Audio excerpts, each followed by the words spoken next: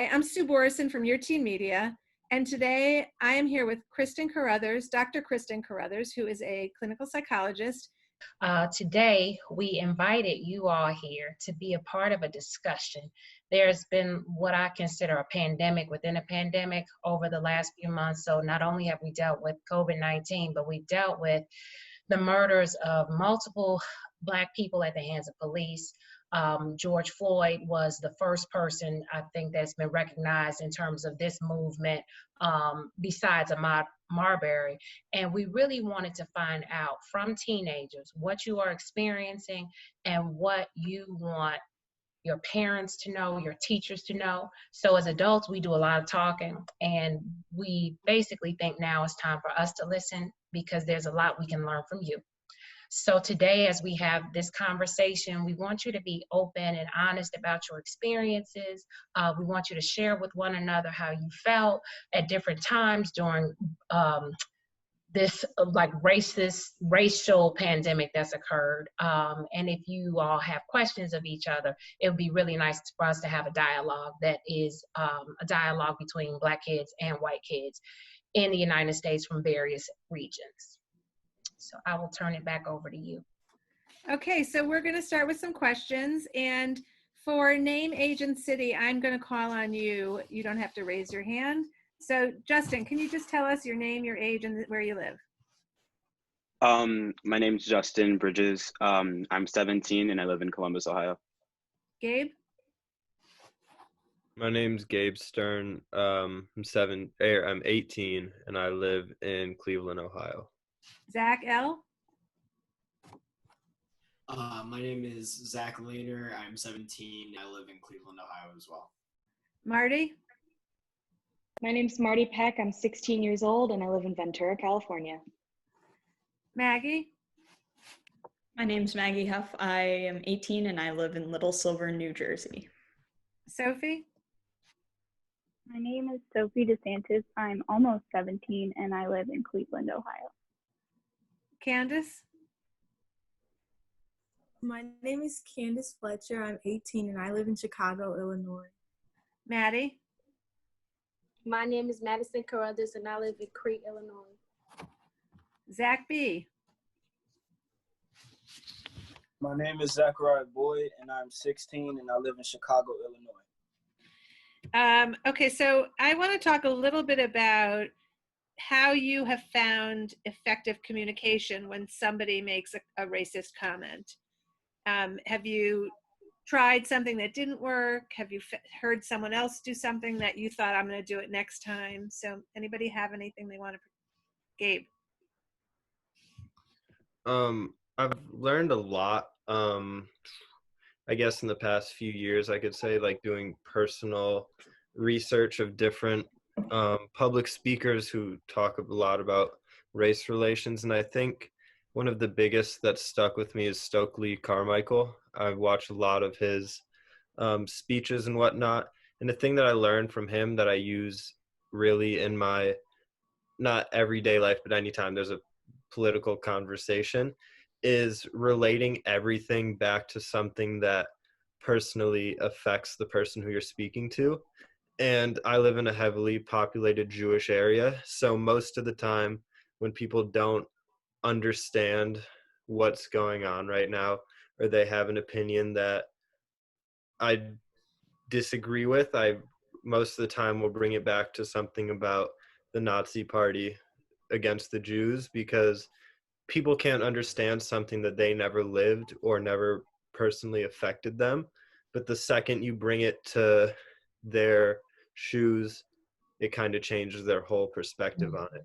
And I think a good example, I guess, could be with the Confederate statues that are being taken down.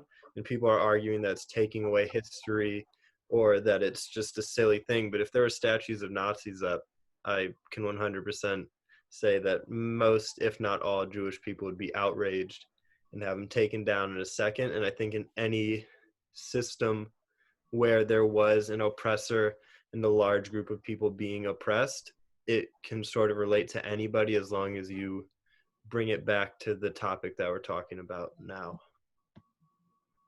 Justin? So with talking with certain people about certain things, I find it very difficult to just get them to like listen and to like not, to like just be mature, especially with like a lot of people. Like if I'm just like bringing up simply like, hey, like what you posted was a little like offensive, like you probably either want to reword it or like not repost that or something, and then they just kind of like get like upset that they got called out, and then they like make it a bigger deal than like what it was. And I just like don't know really how to like talk to them like another, like have like a mature face-to-face conversation, especially when it's for example, there was this one person who was white and they made a post like using the n-word, and it was just like, I was just like, hey, like can you like cross it out or something, you're not supposed to be saying that, like even if it is a repost, like it's just kind of uncomfortable that you're like using that vocabulary just like casually. And they were just like, you don't know me, you don't know what I talk about in my daily life, and like got like really aggressive. And I was just like, I didn't ask, I just wanted to know if you could like either change it or like reword it. And then they were just being like really offensive back, and like they just didn't like care about anything except for the fact that they got called out. And so then I just kind of like blocked them. But then they got like all of their friends to like add me and start like saying all this stuff. And it's just like, it wasn't that serious. Like they were taking it personally offended to them that they got called out. And that just kind of like makes me question like their morals and like how they were raised, what they're like going through in life. And like if there's something bigger than just like them wanting attention, or like what's just going on. And like it was kind of like confusing. It was just like, it made me uncomfortable, but you're upset because I'm calling you out on something that makes me as an African American uncomfortable.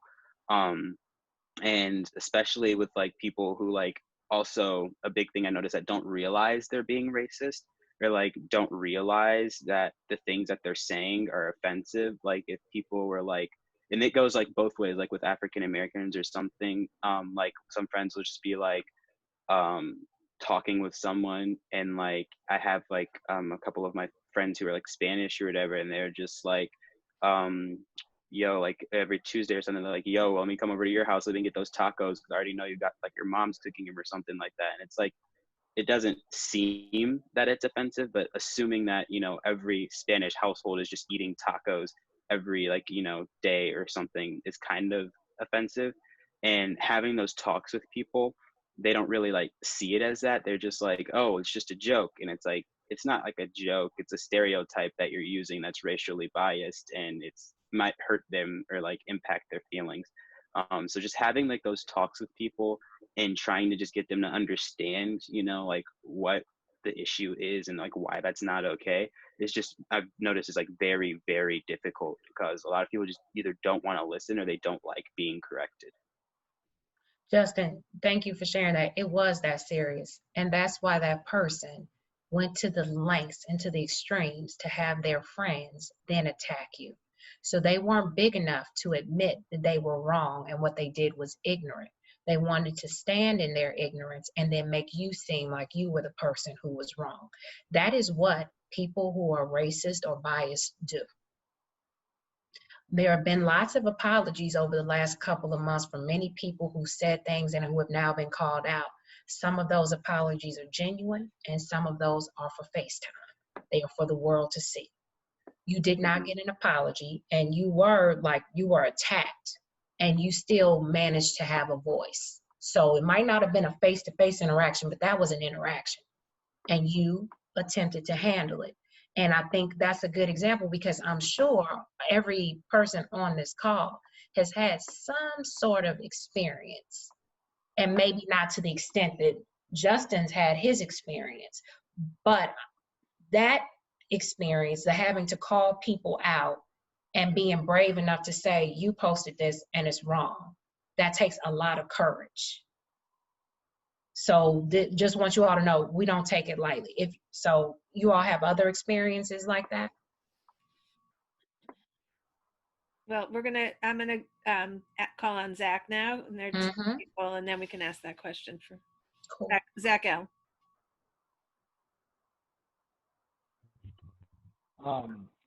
So I actually wanted to build off what Justin was saying, because Justin touched on white fragility a little bit about how defensive this person got, like immediately. And the thing is, Justin wasn't even approaching. It sounds like he wasn't even hostile about it. He was genuinely just kindly asking the person to not use the N-word in their post, which should be pretty common sense. And then, they reacted hostily. For me, in terms of my communication styles, it was definitely a learning curve for me at the beginning of the new movements. Like, I was very short with my close friends who would like screw up, and like I came at it from like trying to not humiliate, but I was really upset, and I sort of wanted to make them understand that their comments were how their comments were making other people feel.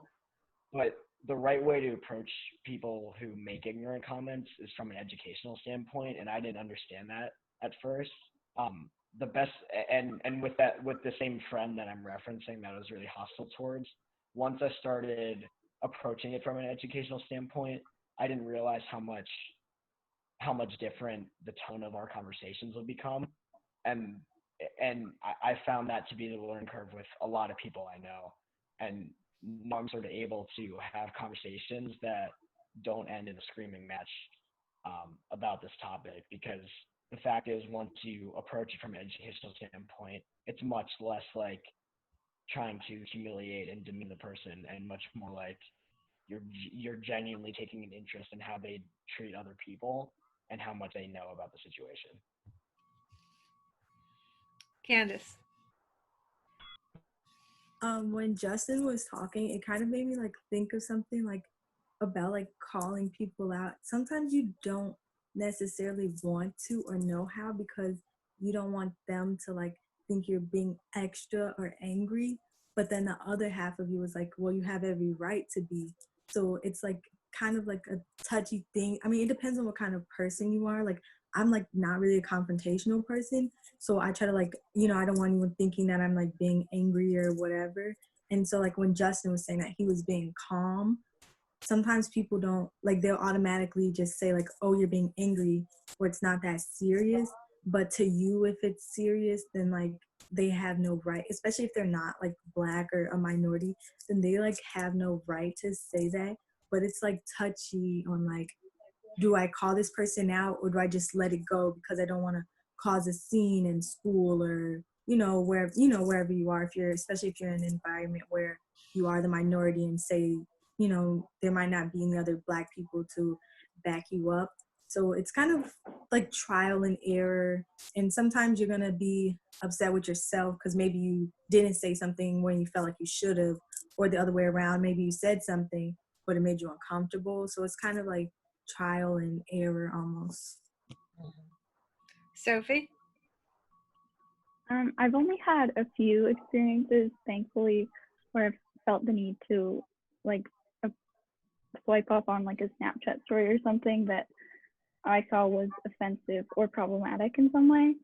And in all three cases, it was people that I had gone to middle school with and who I have like barely spoken to through the course of my life.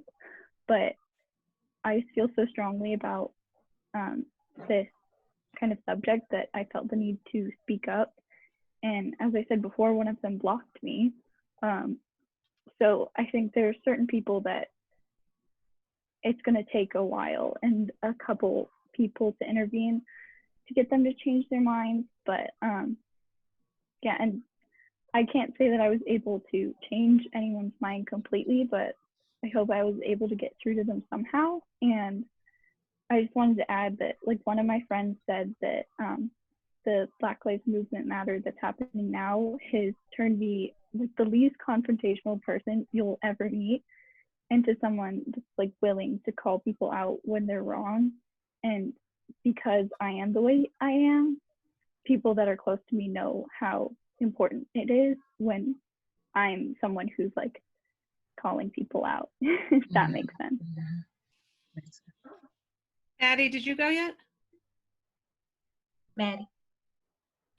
No.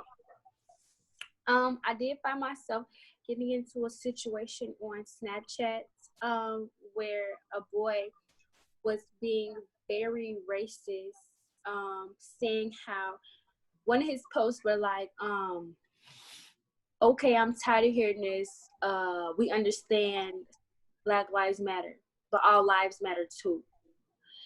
And I don't want to come off as I'm angry. Like, I don't want to come off as I'm going to fight you, because that's how I feel like I usually come off to people. Like, you say something wrong and we're going to fight. I don't want to come off like that to people. But in that situation, I felt like I did, because yes, all lives do matter, but you can't say that when a bunch of people who are the same race are getting killed for no reason. You know, if all lives matter, we have to make sure that everybody's okay. Then you can't just, you know, base it off, well, your family's okay. You know, like, you get, if you guys get what I'm trying to get to. And I do go to a new school now, so I try to act different, because I don't want the same thing to happen in my last school is happening at my new school, because I don't want people to think that I'm a confrontational person and that I snap fast. So I just, you know, try to keep in like what I really want to say, and I try to be more like understanding, because nobody is brought into this world hateful. You learn that, and you know, I can't blame them because the way they're taught, because their parents are the ones who brought that about. Their parents are the ones who, you know, taught them to hate. They aren't made to hate. So I try to be more understanding of that too, but it's hard from when, you know, we're teenagers and we know right from wrong, but you also have to understand that people aren't taught like we're taught. Kristen, you want to? Oh my goodness, you all have so much. It's so, yeah, so there's like,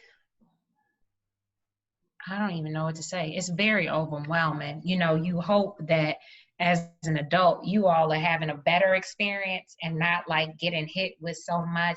And that, but I think what talking to you all has helped me to see is that social media has been a platform for you all to be able to speak out and have a voice, but then you're also confronted with a lot of negativity when you are on there, especially if your views are different than your friends.